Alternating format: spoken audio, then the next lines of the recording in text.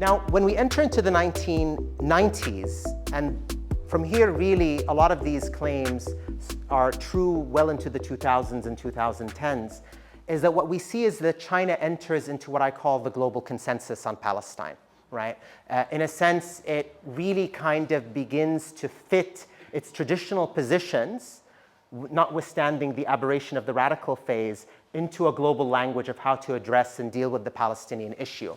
So for example, it does dual recognition of the state of Palestine in 1988 and Israel in 1992. It begins to express very strong support for UN resolutions concerning a two-state solution. It begins to express support for the Oslo Agreement. It supports many regional and international interventions aimed at reaching a two-state solution, the quartet, the 𝗘𝗃𝗁𝗂 initiative, though it itself doesn't really wade into that or play a big role. It also welcomed the Abrahamic Accords, right, which were the deals struck between the UAE, Bahrain, Morocco, and Israel, right, to kind of sidestep the Palestinian issue, but have direct peace between them. So it really tells you a lot about kind of the logic of the Chinese state and its reading about kind of how to achieve peace, which is really unremarkable when you think of it from the kind of the global norm. Now, this is not to say that China did not have its own kind of initiatives. For instance, it had appointed several special envoys to the Middle East, a practice that continues today. Although they don't really do much, they visit, they share opinions, they drink tea with different officials, and they go back. They've held peace symposiums. They've also had what are called sometimes the 4-point advocacies. Sometimes they're Wudian, really, also 5 points, I guess, where they kind of offer China's perspective on how to achieve peace. But these are very broad. I encourage you to go look at some of them, but they're along the lines of, everyone knows we need the two-state solution. We call for adherence to these laws in the UN, etc.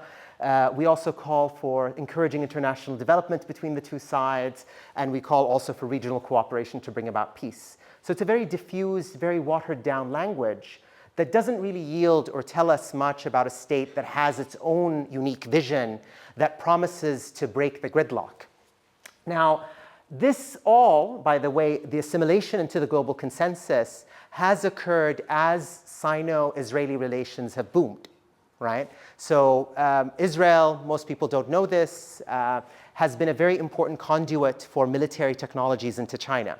Right? This was the case in the 80s, for instance, when a lot of armaments taken from the Soviet armies of Syria and Egypt were given to China. And after Tiananmen, for instance, when sanctions regimes were imposed by Japan and many Western countries, Israel was a major conduit for a lot of technologies that the Chinese state needed. Economically, there's a lot of entanglements in the last 2 years that have also been tied to the notion of Israel as a startup nation at the technological forefront. And there's been a lot of other elements into that, that when you consider the numbers or compare China's relationship with Israel on the one hand and with Palestine on the other, the contrasts could not be more severe, right? In terms of, for instance, I mean, let's not even talk about trade volume because it's really irrelevant as an indicator for economic ties, although Israel is way up, 13 billion, with the state of Palestine, West Bank, and Gaza, it's non-existent. But in terms of investment flows, it's really significant, and nothing in the case of the Palestinians.